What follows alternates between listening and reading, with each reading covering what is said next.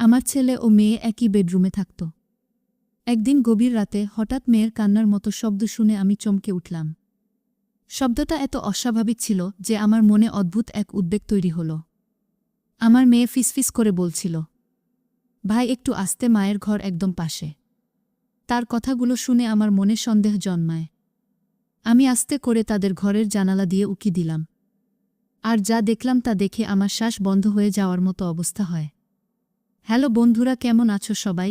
আশা করি সকলেই ভালো আছো। তো বন্ধুরা, আজকের গল্পটি খুবই স্পেশাল, তাই ভিডিওটি একদম মিস করা যাবে না। আমি অরুণা, একজন সাধারণ গৃহবধূ। আমার সংসারটা খুব ছোট হলেও সবকিছু মিলে শান্তিপূর্ণ ছিল। আমার মেয়ে মেঘলা আর স্বামীর আগের সংসারের ছেলে অরিন্দম, এই দুজনকে নিয়েই আমার পৃথিবী। আমার মেঘলা আর অরিন্দমের বয়সের পার্থক্য মাত্র 4 বছর। দুজনেই প্রায় একসাথে বড় হয়েছে, তাই ছোটবেলা থেকেই ওরা দুজন যেন সবসময় একে অপরের সঙ্গী। পড়াশোনা শেষ করে ওরা বাইরের শহরে চাকরির জন্য চলে গিয়েছিল। একই শহরে থেকে একসাথে একটি ভাড়া ফ্ল্যাটে থাকত। প্রথমে আমি দ্বিধা করেছিলাম, কিন্তু পরে ভেবেছিলাম এতে খরচ কমবে, আবার ওরা একে অপরের খেয়ালও রাখতে পারবে। কিন্তু ওরা চলে যাওয়ার পর বাড়ি যেন একেবারে শুনশান হয়ে গেল। স্বামী পক্ষাঘাতে আক্রান্ত হয়ে বিছানায় পড়ে আছেন, আমি দিনরাত তার দেখাশোনা করি। মাঝে মধ্যে রাতে হঠাৎ ঘুম ভেঙে যেত, বুকের ভেতর এক অদ্ভুত শূন্যতা অনুভব করতাম। 2 বছর কেটে গেল। অবশেষে দীপাবলির ছুটিতে মেঘলা আর অরিন্দম বাড়ি ফিরল। ওদের দেখে আমার বুক ভরে গেল। কতদিন পর! মনে হচ্ছিল এই মুহূর্তটাই আমার জীবনের সবচেয়ে আনন্দের মুহূর্ত। কিন্তু খুশির মাঝেই হঠাৎ এক অদ্ভুত অস্বস্তি আমার ভেতর গেঁথে বসল। সেদিন রাতেই হঠাৎ ঘুম ভেঙে আমি একটা অস্বাভাবিক শব্দ শুনলাম। আমার মেয়ে মেঘলার কান্নার মতো শোনাচ্ছিল। আমি চমকে উঠলাম। কান্নার সঙ্গে সঙ্গে আবার যেন ফিসফিসানি কানে এলো, চুপ, মা পাশের ঘরেই আছেন। আমার বুক কেঁপে উঠল। আমি আস্তে করে তাদের ঘরের জানালার কাছে গিয়ে দাঁড়ালাম। ভেতরে যেন দুজন কিছু লুকোচ্ছে। আমার মনে তখন হাজারো প্রশ্ন। মেঘলা কেন কাঁদছে?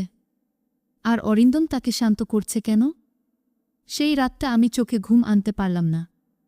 আমার মনে হলো এখন থেকে আমার সংসারে কিছু একটা অস্বাভাবিক ঘটতে চলেছে। রাত তখন প্রায় 12টা। চারদিক নিস্তব্ধ। মাঝে মাঝে কেবল কুকুরের ডাকে গ্রামের আকাশ কেঁপে উঠছিল। অভি হঠাৎ ঘরের দরজা টেনে খুলে বাইরে বেরিয়ে এলো। তার পদক্ষেপ যেন কারো নজরে না পড়ে, তাই সাবধানে চলছিল। মিতা ঘুমোচ্ছিল না। বিছানায় শুয়ে শুয়েই জানলার ফাঁক দিয়ে সবটা লক্ষ্য করছিল। তার ভেতরে অদ্ভুত এক অস্থিরতা কাজ করছিল। মিতা মনে মনে, এত রাতে অভি কোথায় যাচ্ছে? ঘরে পড়াশোনা করলেও কিছুটা আওয়াজ হতো, কিন্তু এভাবে নিঃশব্দে বেরিয়ে গেল কেন? সে ধীরে ধীরে দরজা ঠেলে বাইরে এলো। চারদিক অন্ধকারে মোড়া, কেবল আকাশের তারাগুলো ম্লান আলো দিচ্ছিল। দেখল অভি সরাসরি তার ঘরের দিকে যাচ্ছে। মিতার বুক ধক করে উঠল। মিতা চোখ বট করে চাপা স্বরে বলে উঠল, আমার ঘরেই যাচ্ছে ও? এত রাতে কেন? অভি ধীরে ধীরে ঘরের দরজায় এসে থামল। চারপাশে তাকিয়ে আবার আস্তে করে ভেতরে ঢুকে গেল। মিতার ভেতরে কৌতূহল তুঙ্গে উঠল। সে মনে মনে ভাবল, এভাবে রাতের আধারে আমার ঘরে ঢুকছে কেন? ওর চোখে মুখে কি এমন কিছু আছে যা আমি ধরতে পারছি না? মিতা এবার স্থির করল, আর লুকিয়ে থাকা যাবে না। সে পায়ের শব্দ না করেই ধীরে ধীরে জানালার দিকে এগিয়ে গেল।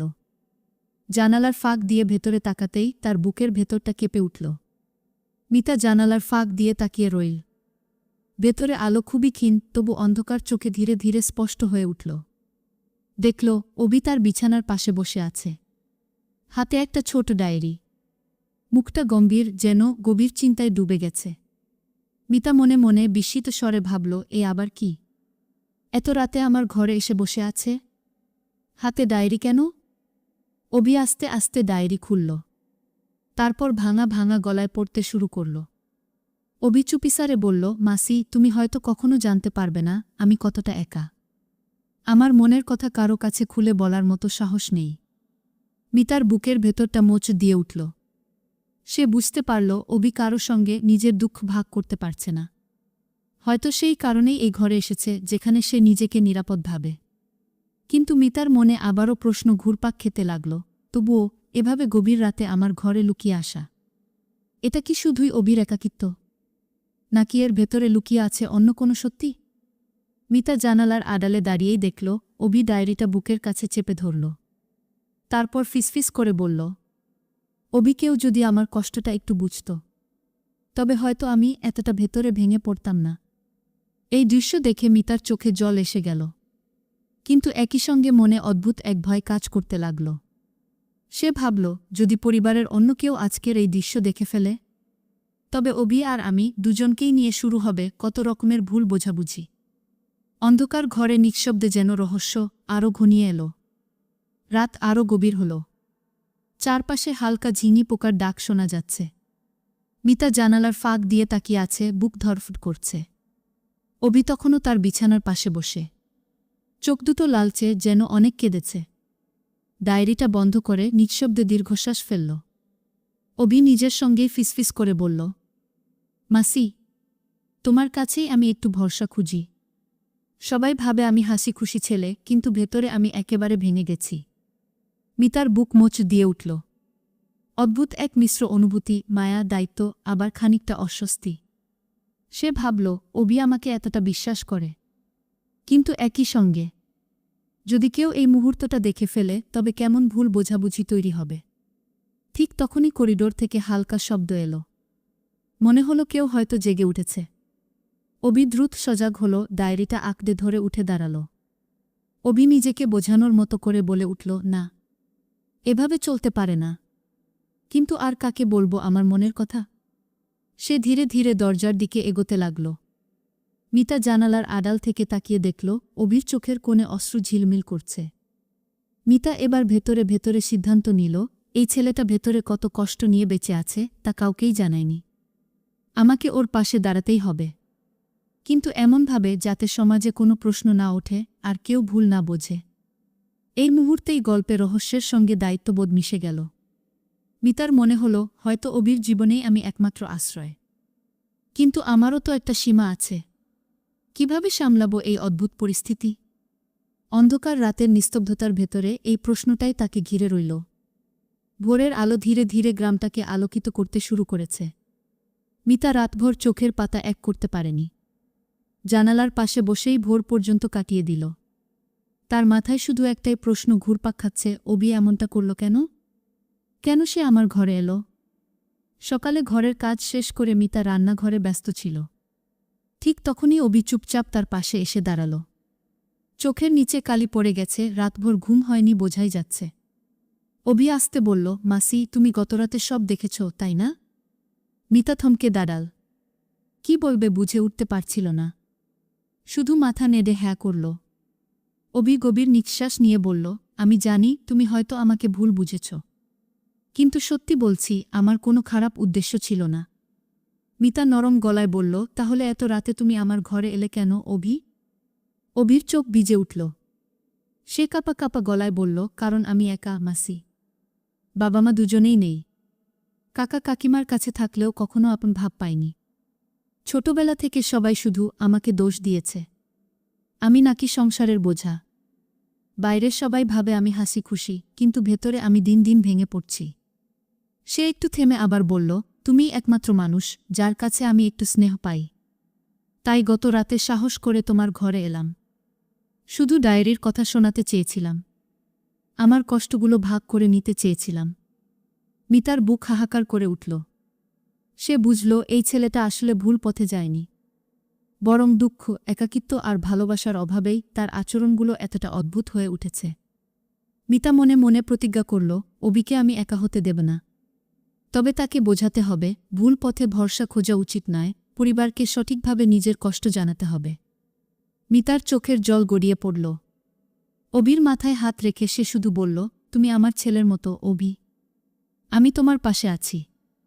কিন্তু এক শর্তে, আমাদের এই সম্পর্ক যেন সবসময় পরিষ্কার, সম্মানজনক আর সমাজের কাছে গর্বের হয়। বুঝেছ? অভি চোখ মুছে মাথা নাড়ল। তার মুখে বহুদিন পর স্বস্তির আভাস দেখা গেল। কিন্তু মিতা জানত, এটাই শেষ নয়। সমাজ যদি ভুলভাবে এই সম্পর্ক দেখে ফেলে, তবে আবারও ভুল বোঝাবুঝির ঝড় উঠতে পারে। দিন কয়েক শান্তভাবেই কেটে যাচ্ছিল। মিতা ভেবেছিল অভির সাথে কথা বলে হয়তো সব সমস্যার জট খুলে যাবে। কিন্তু বাস্তবের ছবি যে এত সহজ নয় সেটা বুঝতে দেরি হল না। একদিন দুপুরে বাড়ির আঙিনায় দুজনেই কথা বলছিল। অভি ডায়েরি হাতে মিতাকে কিছু লিখে শোনাচ্ছিল। হঠাৎ পাশের ঘরে থাকা এক আত্মীয়া জ্যাঠাইমা দরজার ফাঁক দিয়ে সবটা দেখে ফেললেন। জ্যাঠাইমার চোখ মুখ তেতে উঠল। উফ, কি দেখি! ভাবি ভাতিজা একসাথে এত গোপনে ফিসফিস করছে। এসব নিশ্চয় ভালো কিছু নয়। তিনি আর দেরি না করে পাড়া প্রতিবেশীর কাছে গিয়ে কথাটা ছড়িয়ে দিলেন। কিছুদিনের মধ্যেই গ্রামের উঠোনে চাপা ফিসফাস শুরু হল। অভি নাকি মাঝরাতে মাসির ঘরে ঢোকে। দেখেছ কেমন চুপচাপ মুখে সব চাপা দিচ্ছে। এইসব কথা কানে আসতেই মিতার বুক কেঁপে উঠল। সে ভাবল, যা ভেবেছিলাম তাই হল। আমি যেটা শুধুই দায়িত্ব আর স্নেহ হিসেবে দেখেছি, মানুষ সেটাকেই অন্য চোখে দেখতে শুরু করেছে। অভি তবুও হাল ছাড়ল না। একদিন চোখ ভিজে গিয়ে বলল, মাসি, সবাই আমাকে দোষ দিচ্ছে, অথচ আমি কিছুই করিনি। আমি শুধু তোমার কাছে সান্ত্বনা খুঁজেছি।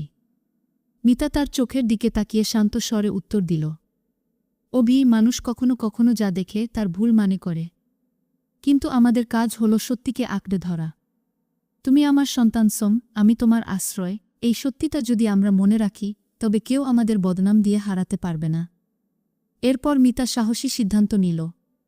সে পরিবারের সামনে দাঁড়িয়ে সব খুলে বলল, অভি আমার কাছে কেবল ভাতিজা নয়, আমার সন্তানের মতো। ওর কষ্ট আমি নিজের মনে চেপে রাখতে চাইনি। আমি শুধু ওকে আশ্বাস দিয়েছি, এর ভেতরে কোনো লুকোনো সম্পর্ক নেই, কোনো পাপ নেই। আমি চাই তোমরা সবাই অভিকে আপন করে নাও। মিতার কণ্ঠ এতটা দুই ছিল যে কেউ আর আপত্তি তুলতে পারল না। গ্রামের অনেকেই ফিসফিস বন্ধ করল। কেউ কেউ মিতার চোখের দ্বিতা দেখে বুঝতে পারল, এই সম্পর্কের ভেতরে সত্যি এক ধরনের মমতা আছে, যার কোনো অন্য মানে করা উচিত নয়। অভি সেদিন প্রথমবারের মতো স্বস্তির নিঃশ্বাস ফেলল। মনে মনে বলল, মাসি শুধু আমার আশ্রয় নয়, আমার জীবনের আলো। মিতার জীবনের এই অধ্যায় যেন পুরো গ্রামকে এক শিক্ষা দিয়ে গেল। মানুষের চোখে দেখা ছবির সবকিছুই সত্যি হয় না। কখনো কখনো স্নেহ, দায়িত্ব আর মমতা, এই পবিত্র সম্পর্কগুলোকেও ভুলভাবে ব্যাখ্যা করা হয়। মিতা ও অভির সম্পর্ককে নিয়ে সমাজ প্রথমে সন্দেহ করেছে, কিন্তু সত্যকে যখন দুভাবে প্রকাশ করা হল, তখন সবাই ধীরে ধীরে নীরব হয়ে গেল। মিতা বুঝল, মানুষের কথা থামানো যায় না, কিন্তু নিজের সত্যকে আঁকড়ে ধরা যায়। অভি শিখল যে ভালোবাসা আর আশ্রয় পবিত্র, সেটাই জীবনের সবচেয়ে বড় শক্তিগু। গল্পটা এখানেই শেষ হয় না। এটা আমাদের সবার জন্য এক গভীর শিক্ষা। পরিবারের ভেতরে বিশ্বাস আর খোলামেলা কথা বলার জায়গা তৈরি করা জরুরি। ভুল বোঝাবুঝিকে সত্য ভেবে সিদ্ধান্ত নেওয়া মারাত্মক ক্ষতির কারণ হতে পারে। আর সবচেয়ে বড় কথা, স্নেহ আর দায়িত্বের সম্পর্ককে কখনো ভুল মানে দেওয়া উচিত নয়। মিতার মতো একজন সাধারণ নারী সমাজকে শিখিয়ে গেলেন, সত্য যতই চাপা পড়ুক না কেন, সাহস থাকলে একদিন না একদিন সত্যই মাথা উঁচু করে দাঁড়ায়।